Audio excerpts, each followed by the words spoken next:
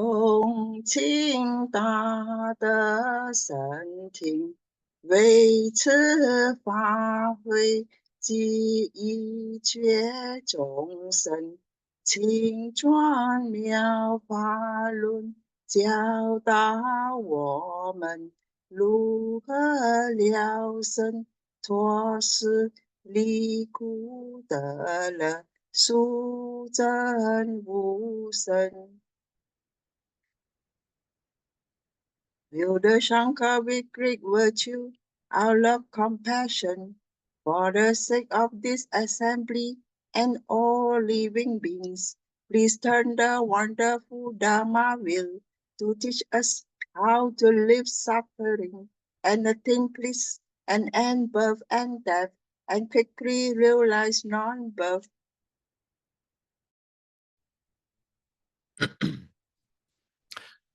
Namo tassa bhagavato arahato samma sambuddhassa. Homage to the blessed, noble, and perfectly enlightened one.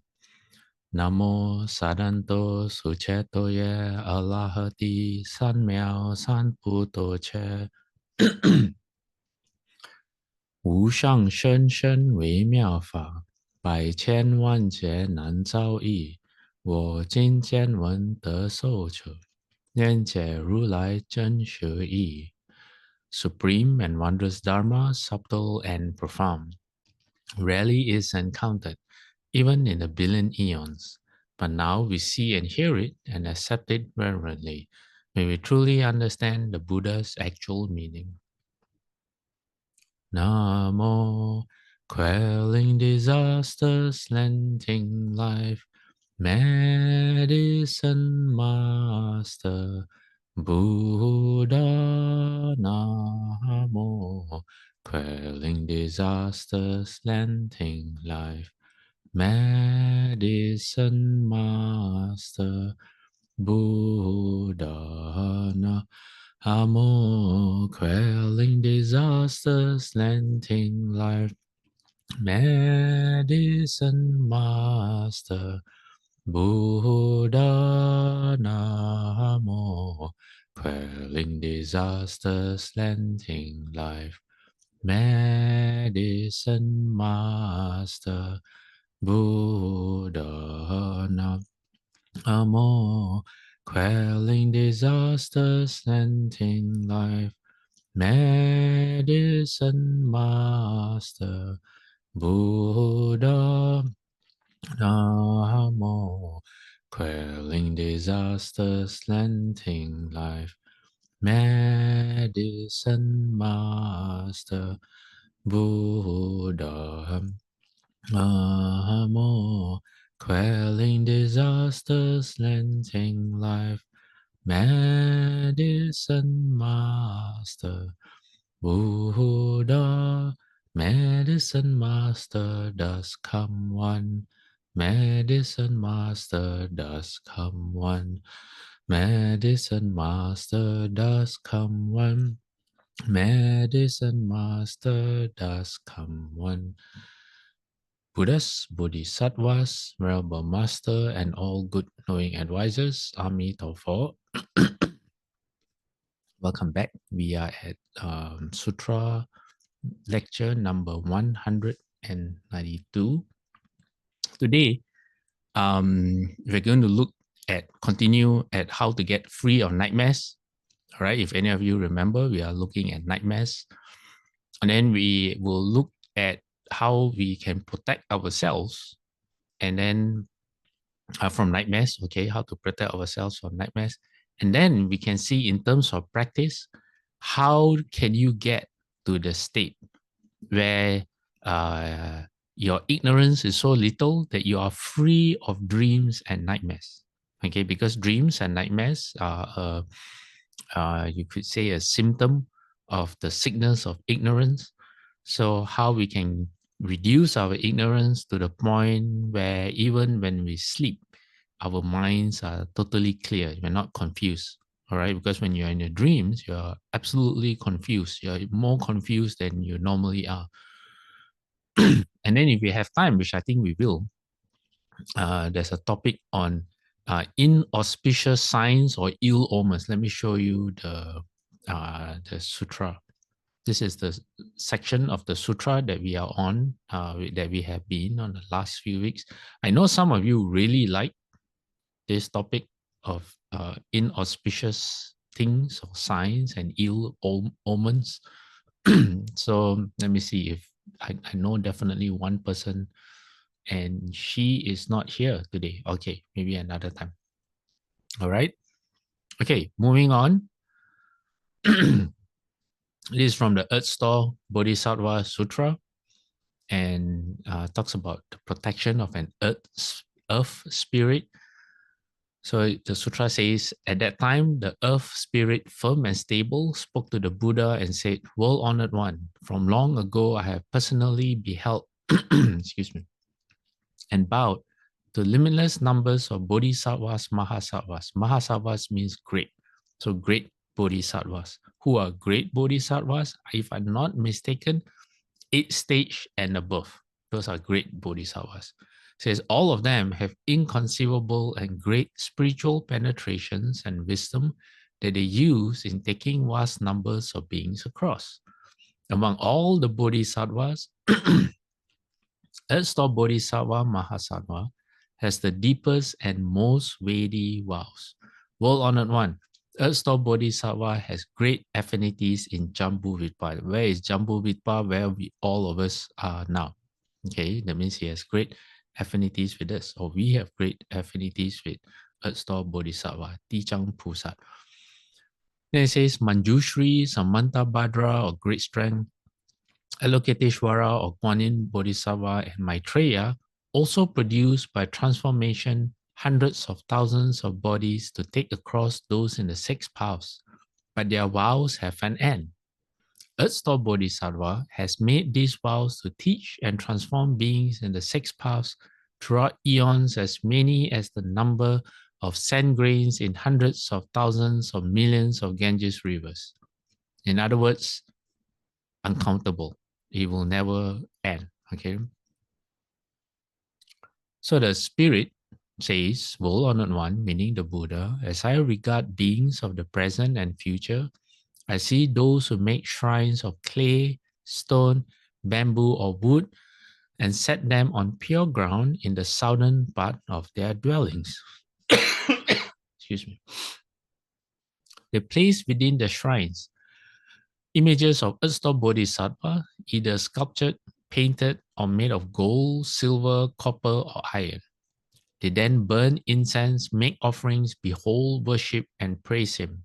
By doing those things, such people will receive 10 kinds of benefits. What are those 10? Okay, before we go into the 10 benefits, because this is a Mahayana Sutra, there are many ways to understand the language. The language is very simple.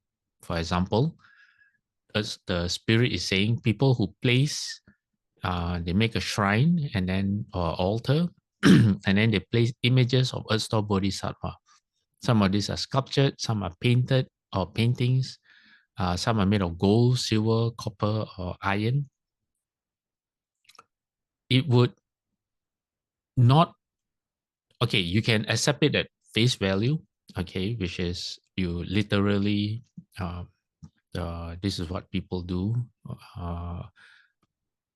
Statues of Earth Bodhisattva in different forms. But it could also mean that the householders, okay, these people, as they are placing the image of Earth Bodhisattva externally, internally, they are, molding themselves in the form of Earth Bodhisattva. That means they take Earth Bodhisattva as their guide on how to behave. If they want to become a Buddha, or they want to become a Bodhisattva, a great Bodhisattva like Earth Bodhisattva, they follow after his vows. They look at his vows as a way to follow in his footsteps. So they read the Earth Sutra. And then you see the different kind of materials, the gold, silver, copper, or iron, that reflects the level that they can emulate Earth Bodhisattva. So if they are very new in their practice and they don't know much about Buddhism yet. They maybe in a past life they made a vow to be just like Earth Store Bodhisattva or to save their own parents from the hells. And when they read the Earth Store Sutra, they say, "Oh, I'm just like him." So, but if they're still in the beginning stages, they could be classified as iron. But then if you're someone who is firmly on the Bodhisattva path, you're firmly on the Bodhisattva path, and when you read the sutra, sometimes some of the things that Earth Store Bodhisattva does, you're already doing, or your heart is exactly the same. Then you could say you are in the silver or gold category, okay? Because this is a Mahayana sutra, so there's a lot of layers to the meaning. So when you look at it like that, not just one perspective, but from multiple perspectives, then the 10 kind of benefits will make a lot of sense. Okay. What are the 10 benefits?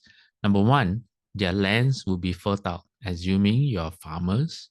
Your lands will be fertile. If not, then your business or your career. You could interpret it that way as well. All right. Number two, the families and homes will always be peaceful. If you practice well, you know how to be a good person, then, excuse me, your family will benefit. Number three, their ancestors will be born in the heavens. Number four, those of the current generation will enjoy benefits and long lives. Number five, they will easily obtain what they want. Number six, they will not encounter disasters of water and fire. Excuse me. Number eight, let me see, 4, 5, 6, 7, 8, 9. Wait, hold on. Something wrong with my numbering system. 1, 2, 3, 4. Okay. Then I should have 6. 1, 2, 3, 4, 5, 6. Okay. All right. So ignore my mess up numbers. I'm not sure what happened. They will avoid unforeseen calamities. That means no accidents. All right. Number 1, 4, 5, 6, 7, 8. Number 8, they will never have nightmares. Number 9, they will be protected by spirits in their daily comings and goings, which is awesome. And number 10, they will encounter many causes that pertain to sagehood. That means your path along the Dharma will be smooth, or you will get many opportunities to listen to lectures, like what all of you are doing right now, or to pick up a sutra and to read it, things like that. Okay, now, so we move on. This is from the Avatamsaka Sutra, the Huayan Jing, from Shufu's commentary on the Pure Conduct chapter. Shufu says, therefore, in doing wholesome deeds, do not expect a reward. Actually, if you don't wait for a good reward and do not care whether you get a good return, then naturally you will have no nightmares and your spirit will be clear. No one would think of connecting these two things, right? Normally, no one would connect expectations of good deeds to being free of nightmares, right? And Shufu explains, he says, that is because after you've done good deeds, your mind will naturally be kind and compassionate and without any violence. Being without any violence, you will not have bad dreams, like dreams of someone holding a gun and shooting at you. If you don't use a gun to kill others, other people will not kill you. And Shiva says, in that case, your mind is very peaceful. So you will have no nightmares and your spirit will be clear. And clear means understanding. When you sleep, you will naturally have good and peaceful dreams, and your spirit will be very happy. Being happy, you'll be very clear, and your brain will not be muddled. Therefore, we should consider giving to be our responsibility. So you want to be, if you have nightmares, excuse me, oh my, and you want to be free of it, consider generosity, which is one of the foundational practices of Buddhism. Oh, which reminds me, after reading this, when I move to city of 10,000 Buddhas, after a while, my dreams became extremely boring. Extremely boring.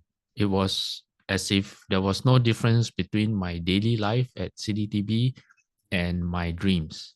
Yeah, I the most, I think the most exciting thing about my dreams was sometimes I could fly in my dreams, but that was it. Other than that, everything was really boring. It was just like maybe, what you do every week just gets played back in your dreams. Yeah, not so great. Okay, now in the Metta Sutta, the Buddha says, mendicants, you can expect 11 benefits when the heart's release by love has been cultivated, developed, and practiced, made a vehicle and a basis, kept up, consolidated, and properly implemented. What does that mean? It means at all times, you hold loving kindness in your heart.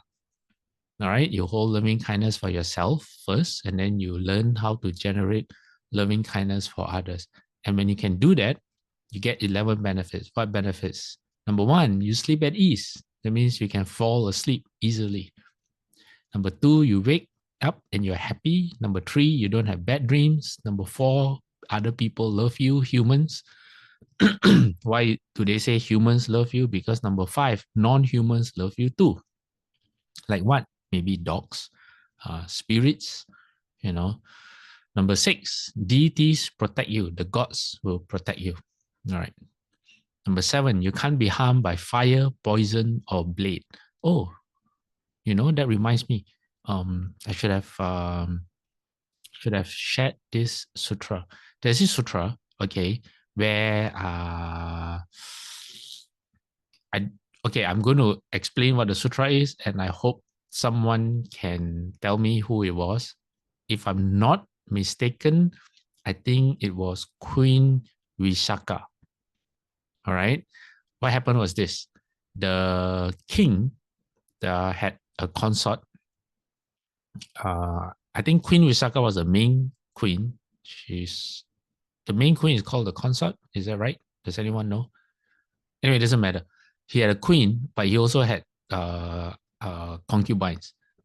And I think so. One of the concubines got very upset or jealous, yeah, with Queen Visakha. So wanted to get her into trouble. Okay, all right. Let me see if I can find. Oh, okay. Just give me a second. Let me see.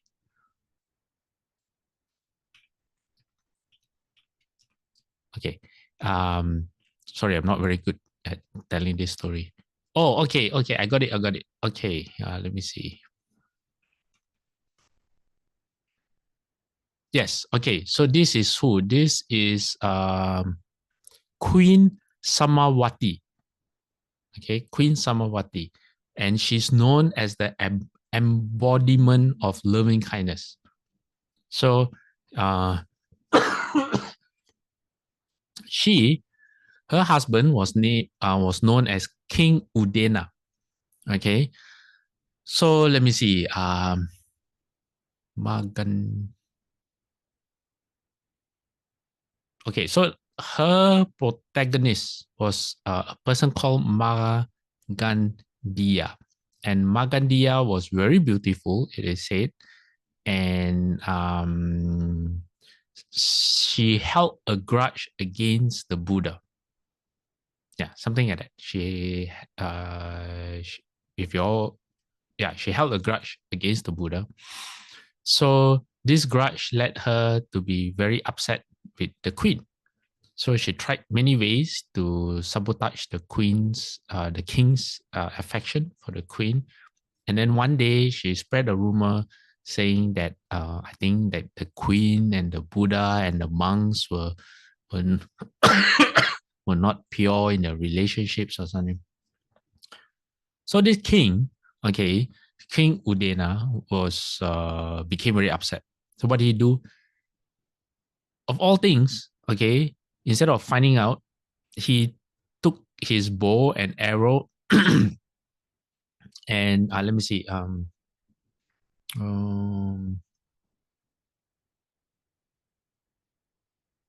Yeah, I think all evidence pointed. He discovered the snake or something. Okay, I'm really bad at telling this story. Okay, to cut it short, the king got very upset at the queen. So what did the king do? He took out his bow and arrow, and he is an expert marksman. He has never missed his target. All right. So he drew his arrow or the bow and he shot the arrow at the queen. But the arrow just bounced off her.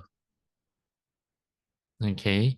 And let me see, this is one version of the story. And why did the arrow bounce off her? It was because she, instead of having fear or anger at her husband, she only held loving kindness. This is how powerful loving kindness is. That's why on your screen it says, you can't be harmed by fire, poison, or blade. All right. Another version, the arrow shot at her, but was suspended in the air. And then the king shot another arrow. The arrow was also suspended above the queen's head. And then I think he shot 3 arrows, and then the arrows came towards him instead and really scared him. Yeah, something to do with also ball of fire above somebody's head. Okay, like I said, I'm very sorry. I'm telling a really bad story, but I want to make a connection here.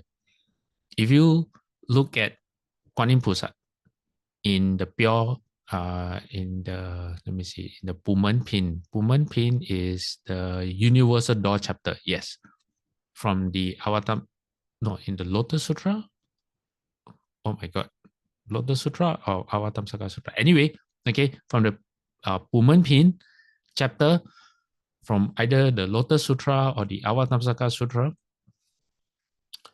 you will see that if you recite Kuan Yin's name, you get the same protection. Fire cannot harm you. Poison cannot harm you. Swords or sharp things, blades cannot harm you. All right. Why? Because Kuan Yin Bodhisattva has great compassion. Where does great compassion come from? Comes from great loving kindness. How it works is this. If you have loving kindness for someone, it means that you wish for their happiness. And if that person encounters suffering, then compassion will arise from you. But you need loving kindness first in order for compassion to arise.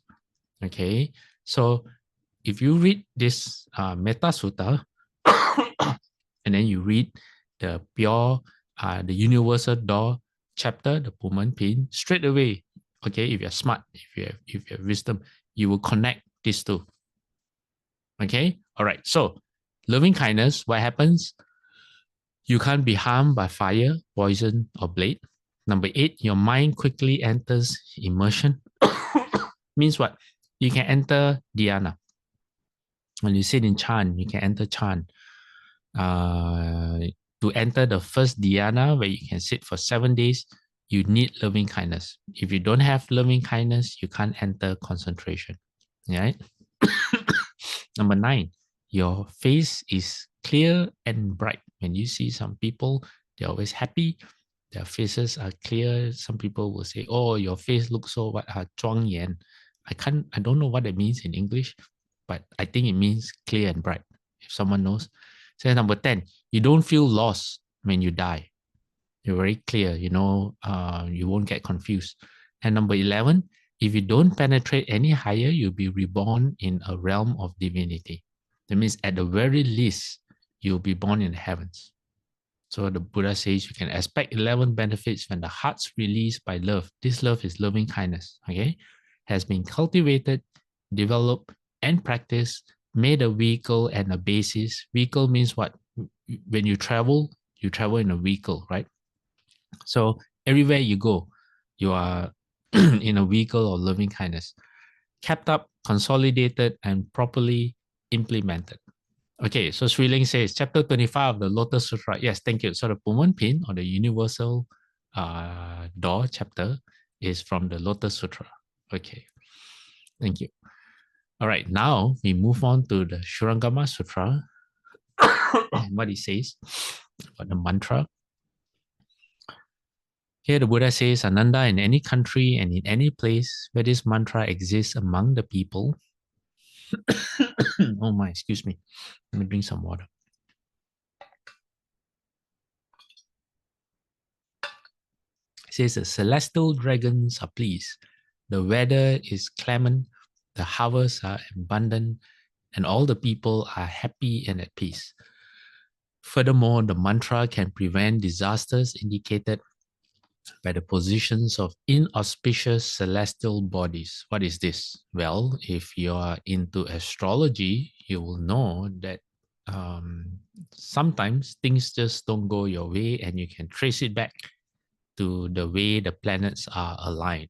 And it says, people will not suffer untimely deaths, nor will they be bound, fettered, or shackled. Day or night, they will sleep peacefully, free from evil dreams. So no nightmares, okay? Or worse than nightmares, where you get disturbed by spirits. Okay, now I want to introduce you to a word called abhaya. That's the Sanskrit script for the word abhaya. What does it mean? Fearlessness. And then below it, you will see abhaya dana, which is the gift of fearlessness. So it says, this is one of three forms of giving. All right, what can you give? You can give dharma, material goods, and like Kuan Yin Pusat, the gift of fearlessness takes away your fear.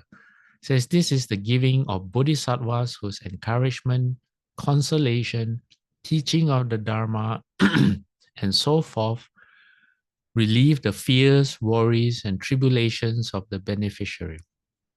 The practice of purchasing animals from butchers in order to save them from slaughter is considered to be a form of abhaya dana. That means the gift of fearlessness.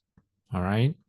Now, there is a parita that I want to introduce to you. What is a parita? Well, paritas are for protection. In the Theravada tradition, in the early text, there aren't many mantras. I'm not sure if there are any, but they have paritas. And if you don't know any better, if you chant a parita in Pali or in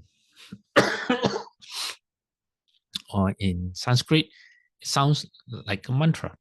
Okay, but mantras, there are also several classifications of mantras. Some mantras they don't translate the meanings, okay, whereas in paritas they are translated into, for example, English. At the end of the day, they both kind of serve the same purpose, is excuse me, is to protect the person who is doing the reciting. Okay, so the Abhaya Parita, which is a very famous parita, goes like this. It says, whatever unlucky portents and ill omens and whatever distressing bird calls, evil planets, upsetting nightmares, by the Buddha's power, may they be destroyed. So if you're chanting this particular verse, you chant it 3 times. And then you go, you say, having revered the jewel of the Buddha, the highest, most excellent medicine, the welfare of human and heavenly beings. Through the Buddha's majesty and safety, may all obstacles vanish. May your sufferings grow totally calm. And then it goes on to say, having revered the jewel of the Dharma, so just now was the Buddha, now is the Dharma, the highest, most excellent medicine, the stiller of feverish passion. Through the Dharma's majesty and safety, may all obstacles vanish. May your fears grow totally calm. And then now it talks about the Sangha. It says, having revered the jewel of the Sangha, so this is a triple jewel, the highest, most excellent medicine, worthy of gifts and hospitality. To the Sangha's majesty and safety, may all obstacles vanish. May your diseases grow totally calm. May all beings who have fallen into suffering be without suffering. May all beings who have fallen into danger be without danger. May all beings who have fallen into sorrow be without sorrow. For the sake of all attainment and success, may all heavenly beings rejoice in the extent to which we have gathered a consummation of merit. So although this is considered an early Buddhist text, you can see how the heart is like a Mahayana heart. It encompasses not just yourself, okay? It encompasses other living beings. And then it says, may they give gifts with conviction. May they always maintain virtue. May they delight in meditation. May they go where the devas have gone. So it's not about yourself, okay? It's about other living beings. From the strength attained by all the Buddhas, the strength of the private Buddhas, by the majesty of the Arahants, I bind this protection all around.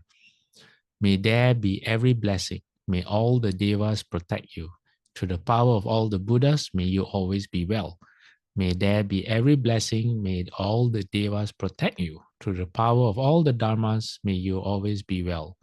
May there be every blessing. May all the devas protect you. Through the power of all the sangha, may you always be well.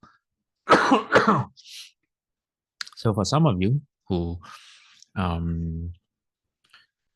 want protection, this is something that you can memorize. Okay, now moving on. At this point, do we have any questions from anyone? Anyone want to share anything?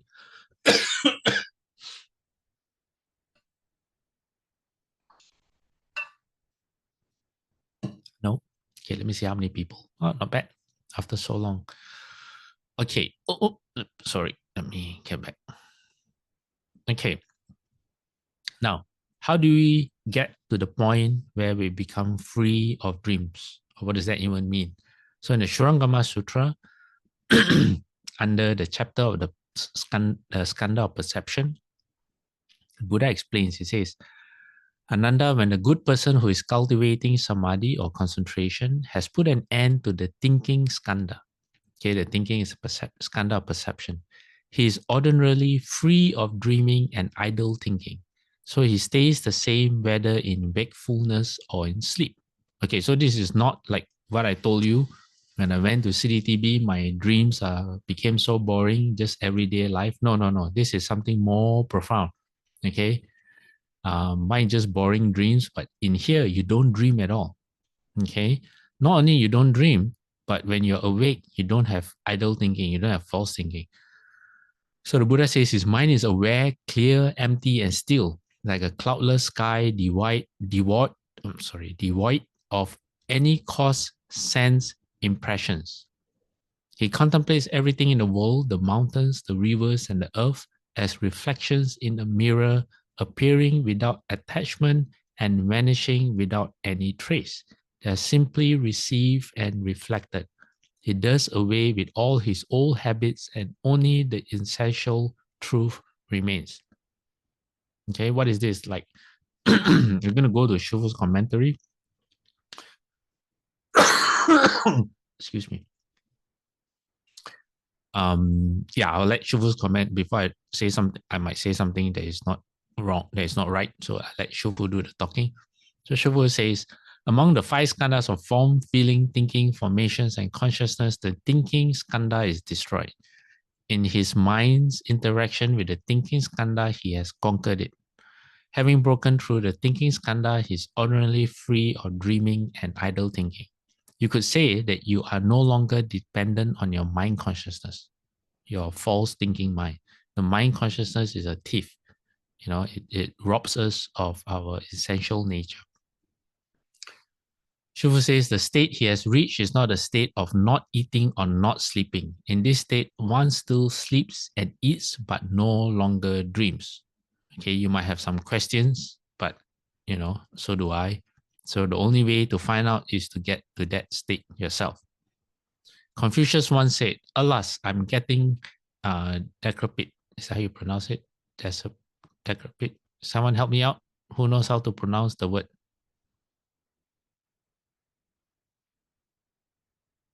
Nobody? Don't tell me your English is as bad as mine. Is it D-E. decrepit? Huh? Decrepit. Are you guessing or you know? I'm guessing. Okay. Okay. If someone is very sure, okay, please help me. Anyway, it says, Confucius says, it's been so long since I saw the Duke of Zhou in a dream. So Shifu says this was the Duke who protected the King Wu in the Zhou dynasty. Why didn't Confucius have any dreams? Probably it was because by that time in his life, Confucius had partially broken through the thinking skandha. However, since he was not aware of it, he wondered, hey, how come I don't dream anymore? Oh, I must be getting old. Okay, let me go back 2 slides. Let me see. Okay, in the sutra, it says, let me see. Okay, you see the second paragraph and then the first sentence at the end, devoid of any cause sense impressions. What does that mean? It doesn't mean you become stupid. You can still see with your eyes, you can still hear, but you don't attach to the sounds that you're hearing. You don't follow after the sights that you are seeing. So you can hear, okay, you don't become deaf, you don't become removed from sense impressions. What are sense impressions? Eyes, ears, nose, tongue, body, and the thoughts in your mind. Okay, but more on the five senses. So you hear, but you don't think about what you're hearing. You see, but you don't think about what you're seeing. It does that whatever you see doesn't control what you think. So sometimes, okay, how do you experience this? Well, if any of you meditate and you meditate to a point where you're very quiet, and then you might hear a sound. The sound just comes and goes. Okay, you're very aware of the sound as you're sitting there. But after the bell is rung and you wake and you get up from the seat, you could say that you have forgotten that you heard the sound until someone comes to you and say, hey, did you hear that sound just now? It was so loud. I thought the ceiling was crashing down. And then you will go, huh? What? And then you would have to actually actively remember, and then you go, oh yes, that sound. Yes, I heard it. Something like that.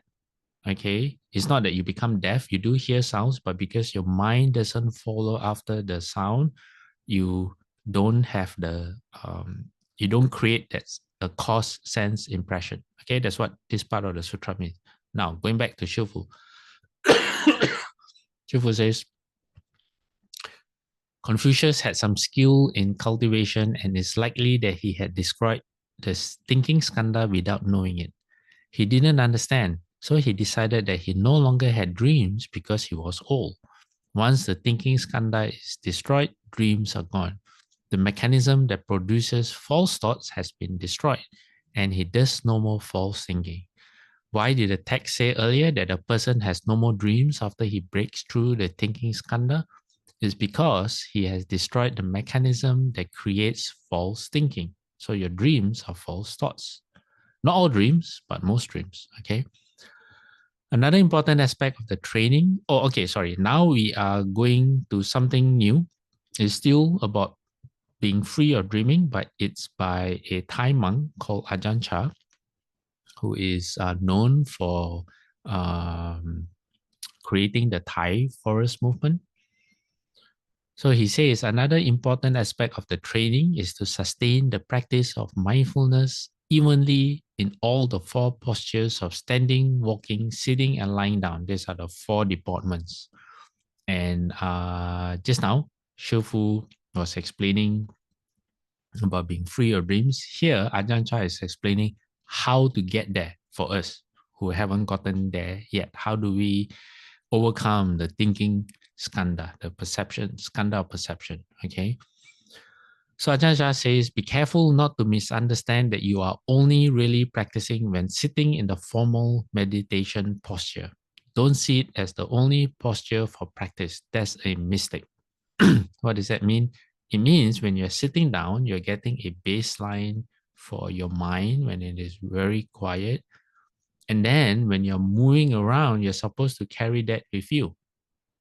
Okay, so chant practitioners who also practice Pure Land, they say you are like a tiger with horns. You know, a tiger doesn't need horns. A buffalo needs horns to protect itself. A rhinoceros may need a horn to protect itself. A tiger does not. Why? Because a tiger has claws and a tiger has teeth. But if you understand what Pure Land is, or you understand what Chan is, you will realize that it's the same mind that you use to concentrate. How you concentrate in Chan meditation is the same mind, the same level of concentration that you use when you chant the Buddha's name. There's no difference. So what do? When you're sitting, you're practicing chant. When you're walking, or you're eating, or you're lying down, you recite the Buddha's name. But the level of concentration is the same. So they say it's like a tiger with horns. You are doubly awesome, or doubly uh, I don't know what I'm trying to look for, but you know what I mean. Okay, tiger with horns. So that's what Ajahn Chah is saying. Says you have to train yourself in mindfulness constantly as you change from posture to posture, developing a continuous awareness. Whenever you lose awareness, re-establish it as soon as possible to try and keep as much continuity as you can. So there's this Buddhist scholar. His name is Raul Birnbaum. He's written some books or translations of sutras. He has his master is in China.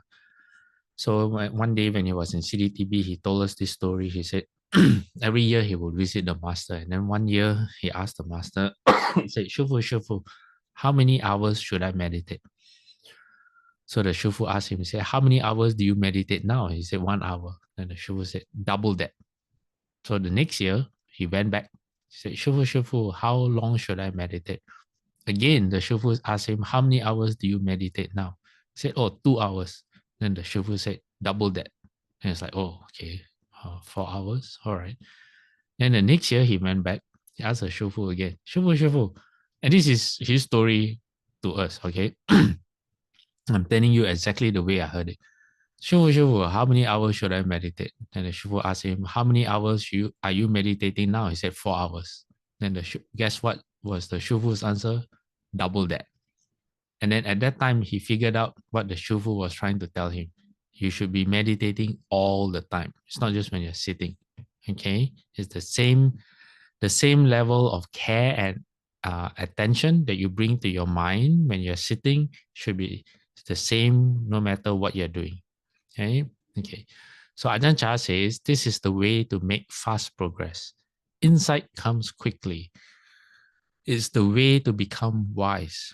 That means wise in understanding sense objects and how they affect the mind. Okay, everything from your eyes, ears, nose, tongue, body, and mind. Says you use this wisdom to know your moods and to train the mind in letting go. This is how you should understand the way to practice. Even as you lie down to sleep, you have to fix attention on the in and out breaths until the moment you fall asleep and continue on as soon as you wake up. That way, there is only a short period when you are in deep sleep that you are not practicing awareness. You have to throw all your energy into training yourself. This is why, okay, there's the practice of sleeping while sitting.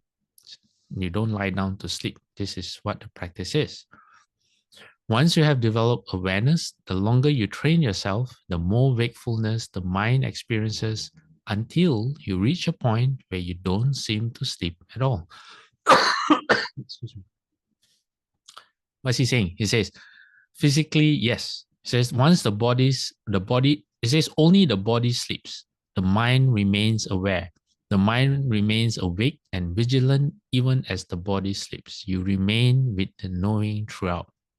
You know, some people, they can sleep with their eyes open. This is not like that. Okay, this one is not even sleeping. It says, as soon as you awake, mindfulness is right there from the first moment as the mind leaves the sleeping state and immediately takes hold of a fresh object. You are attentive and watchful. And it says sleeping is really a function of the body. It involves resting the body. The body takes the rest it needs, but there is still the knowing present watching over the mind. Awareness is sustained both throughout the day and night. So Ajahn Chah says, so even though you lie down and go to sleep, it is as if the mind doesn't sleep, but you don't feel tired out or hungry for more sleep. You remain alert and attentive. It's for this reason that you hardly dream at all when you are practicing in earnest. If you do dream, it is in the form of a supin nimitta, a sign. It says an unusually clear and vivid dream that holds some special significance. Okay, so it's an auspicious dream. Generally, however, you experience very few dreams. As you watch over the mind, it is as if there are no causes left for the mental proliferation that fuels dreams. What is mental proliferation? It is known as papancha. Okay, if you want the Sanskrit term or Pali term, Pali is prapancha, Sanskrit is papancha. What does Shufu call it? False thinking. Okay, false thinking. You tend to be in a state where you aren't caught in delusion. You sustain mindfulness with awareness present deep inside the mind. The mind is in a state of wakefulness, being sharp and responsive. The presence of unbroken mindfulness makes its ability to investigate smooth and effortless and keeps it abreast of whatever is arising from moment to moment. You have to train the mind until it's totally fluent and skilled in keeping mindfulness and investigating phenomena. You must keep observing and contemplating. Before you go to sleep at night, use awareness to sweep over the entire body and repeat the contemplation when you first wake up in the morning. This way, you won't have to experience nightmares, talk in your sleep, or get caught up in a lot of dreaming. You sleep and wake up peacefully without anything bothering you. Oh, let me take a drop on my throat. You sustain the state of knowing both in your sleep and as you wake up. When you wake up in mindfulness, the mind is bright, clear, and unbothered by sleepiness. As you awaken, the mind is radiant, being free from dullness and moods conditioned by the defilements. Most people, when you wake up, you feel even worse. You just want to go back to sleep, but not if you have mindfulness. And this is the last slide from Ajahn Chah. It says, here I have been giving details on the development of the mind in the course of practice. Normally, you wouldn't think it possible that the mind could actually be peaceful during the time you are asleep, when you first awake, or in other situations where you would expect mindfulness to be weak, right? What he says has a point. Most people don't even know the point when you fall asleep. We are just ignorant. For instance, you might be sitting down soaking wet, having just walked through a heavy rainstorm, but because you have practiced, the mind remains untouched by default moods and is still able to experience peace and clarity of insight, just as I have been describing. So you know you're wet, okay? You walk in the in the rainstorm, you know you're wet, you know you're cold, but it doesn't make you feel like you're suffering. It doesn't make you, it doesn't have any control over you, basically. It doesn't make you feel bad. It doesn't make you feel miserable. Yeah, it doesn't control how you feel. It doesn't translate into emotions. Okay. All right. Now I think we are moving to, yes, we are going to move to a new part of our lecture, which is on inauspicious and auspicious things. So let me ask again, does anyone have any questions, anything you want to bring up? Anything you want to share?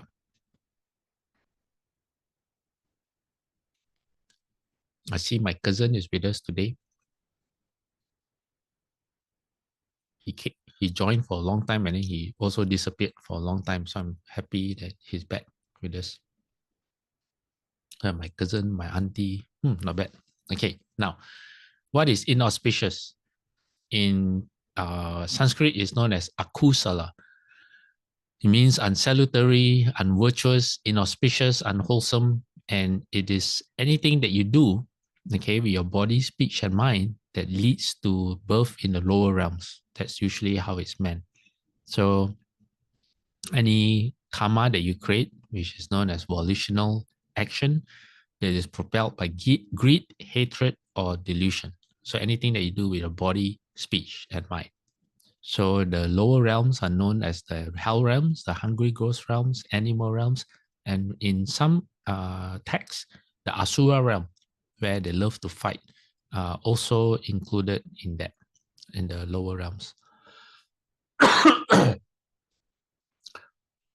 So what are known as unwholesome actions? There are a list of 10. This is the opposite of the 10 wholesome deeds.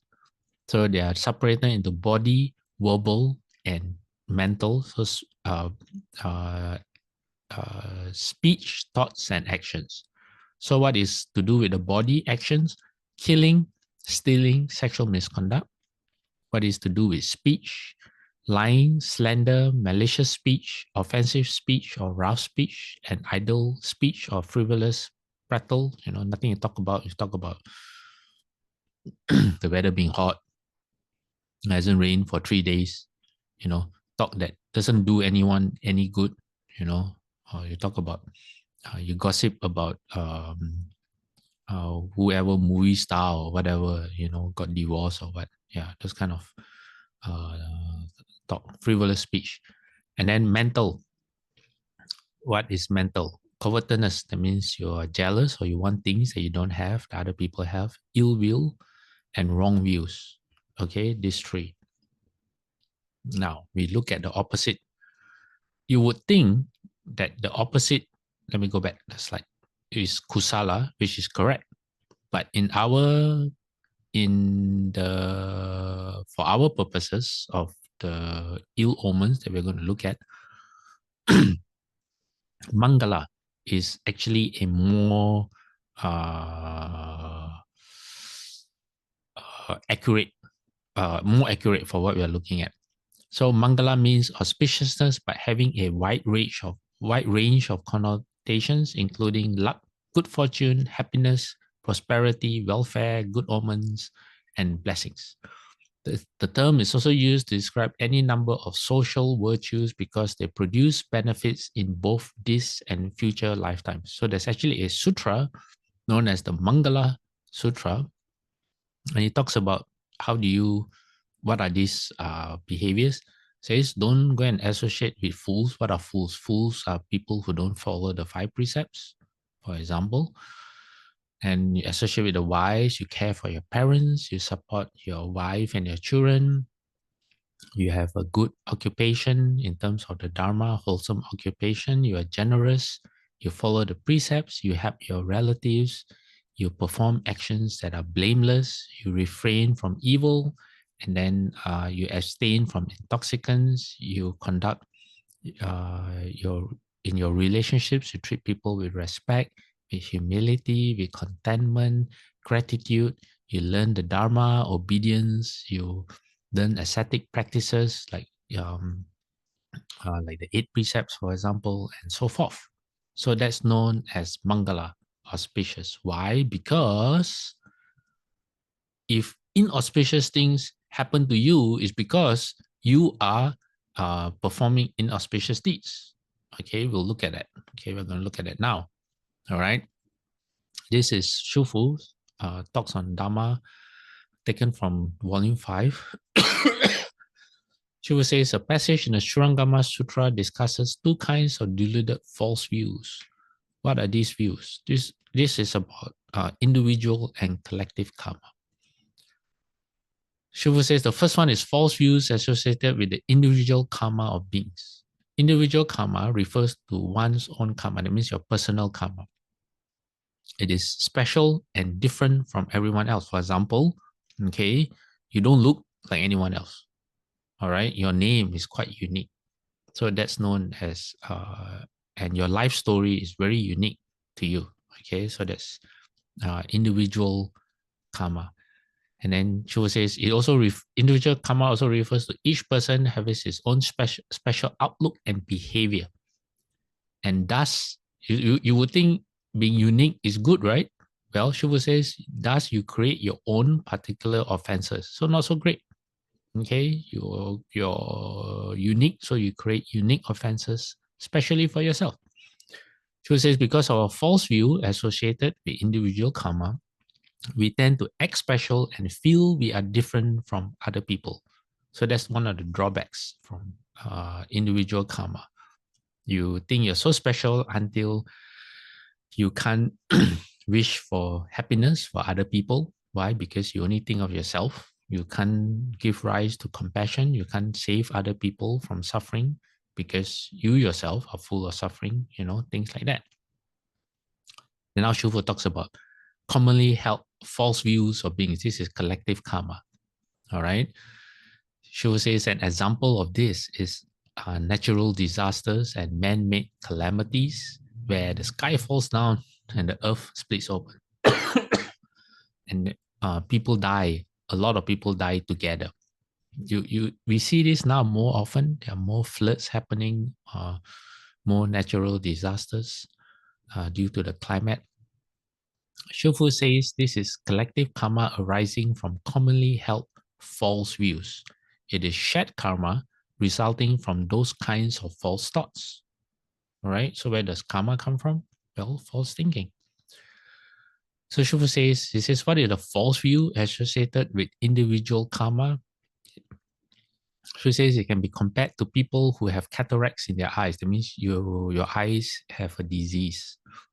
When they look at the lamp at night, they see circular reflections around them. Because their eyes are diseased, the perception of the lamp is distorted and they see a halo of rainbow colors encircling the lamp.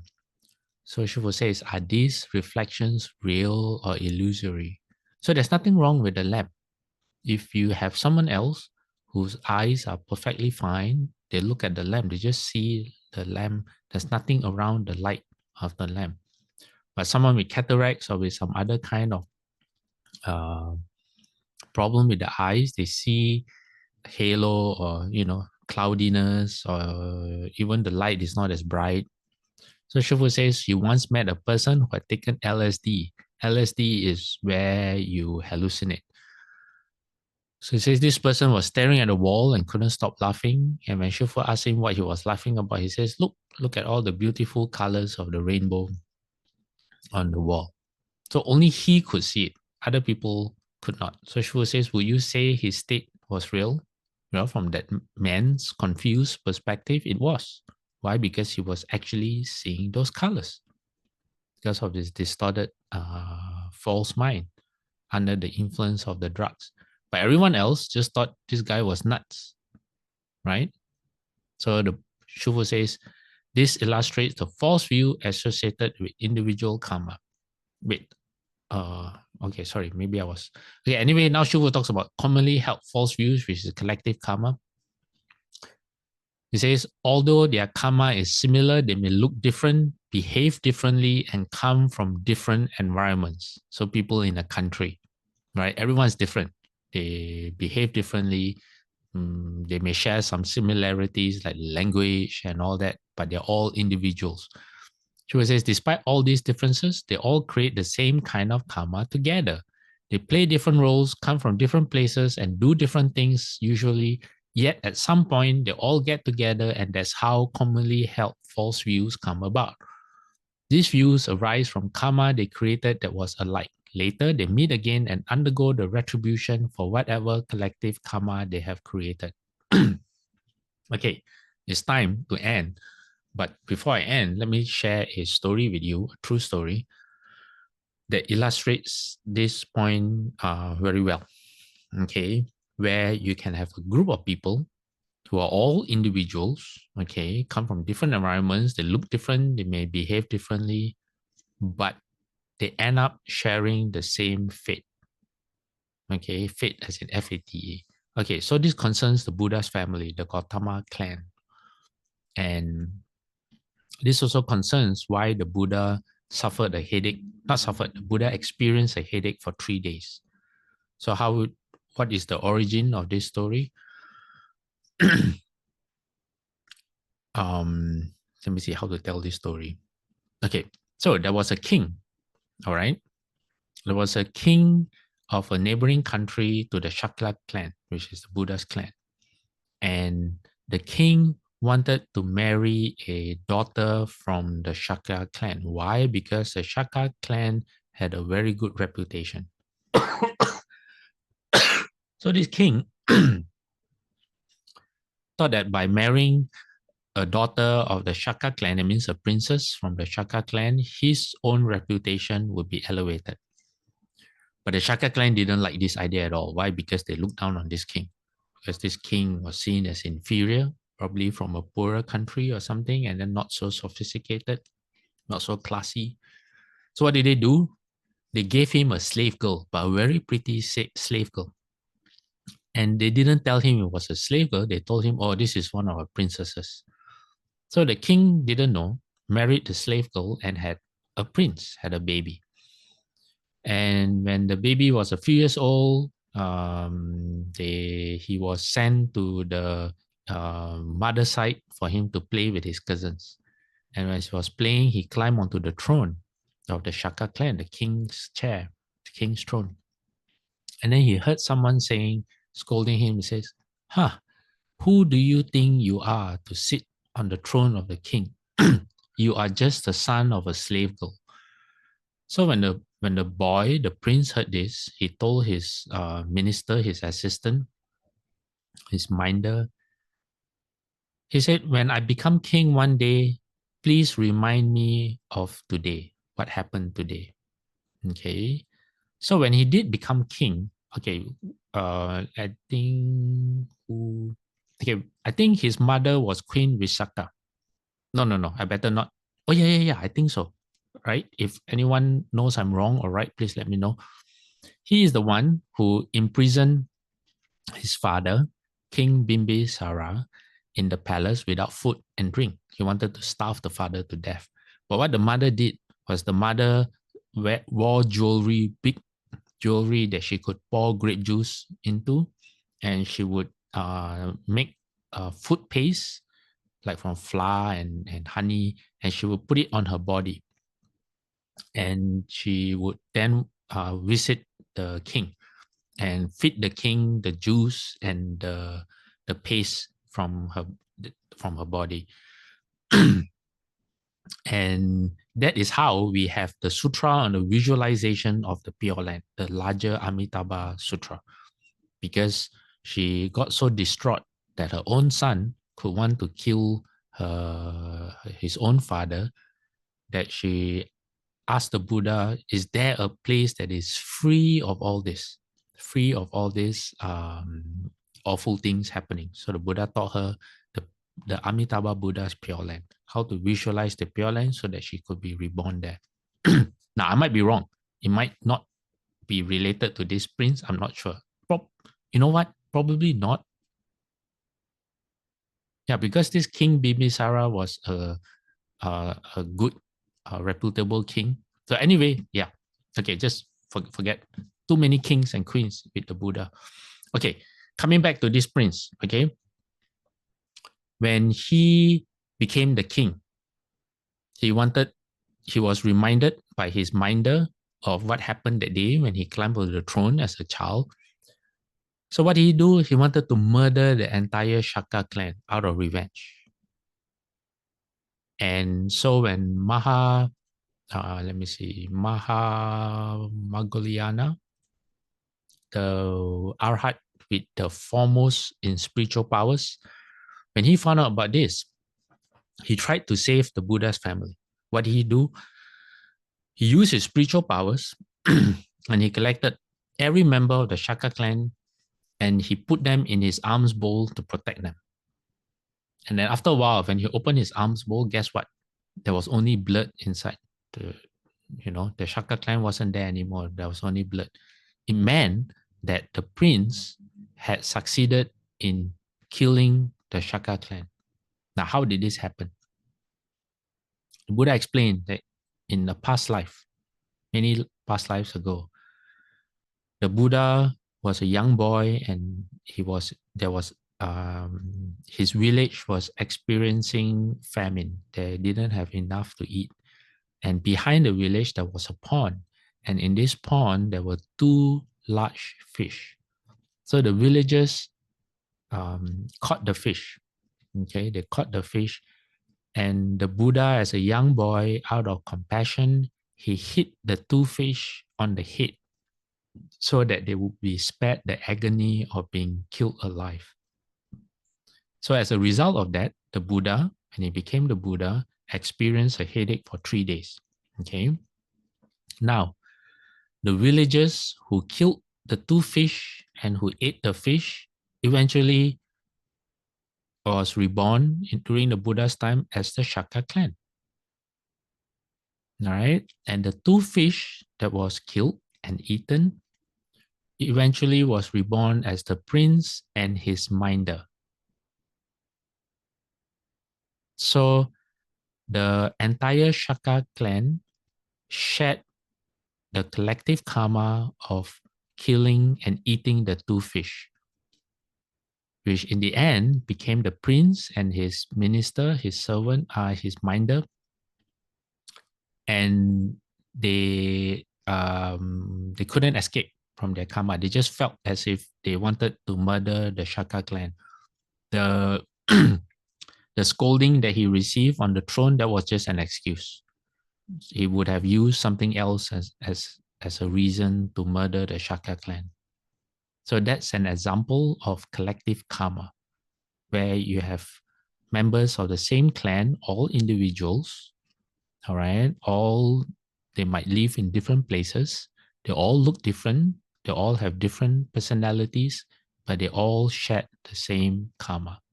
And I recall this story because I think very recently in the news, there were, I think in somewhere in the Gaza Strip or something, there was a whale shark, a huge fish.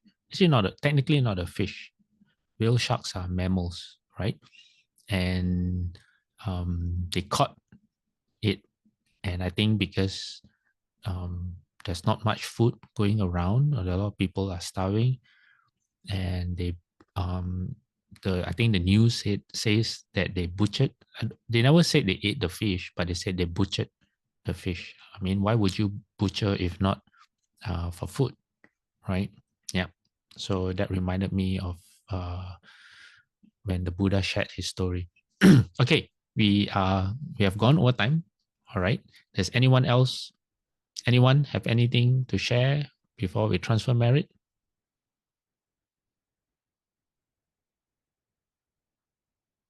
No? Okay, let me get the transference of merit. Today we shall do the conventional one that we do all the time.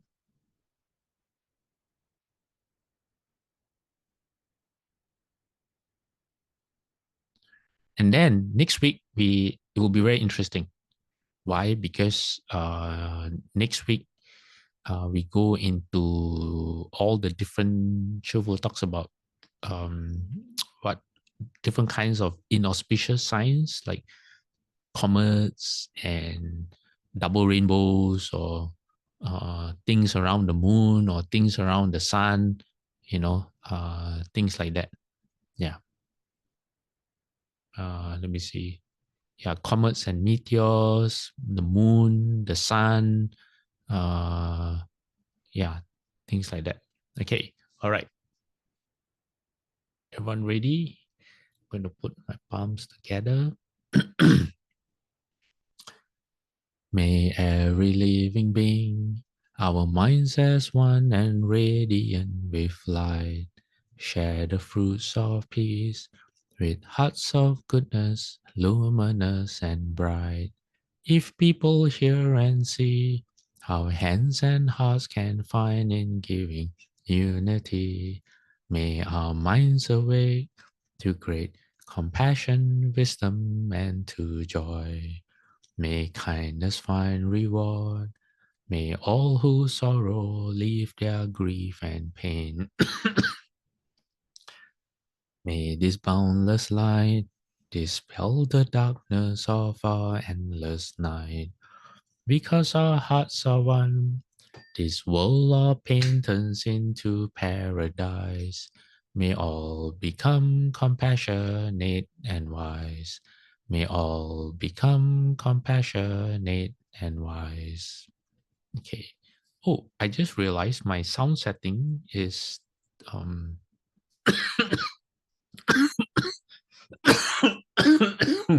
oh my, excuse me. Was it noisy today?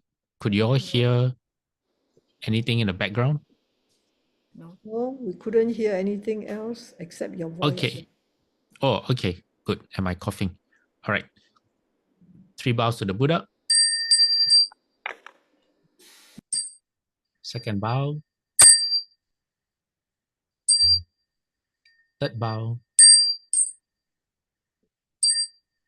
Half bow. Thank you. Bowing respect to the Rebel Master. Second bow. Third bow. Half bow. Hey everyone, Amitabha. We'll see you all next week.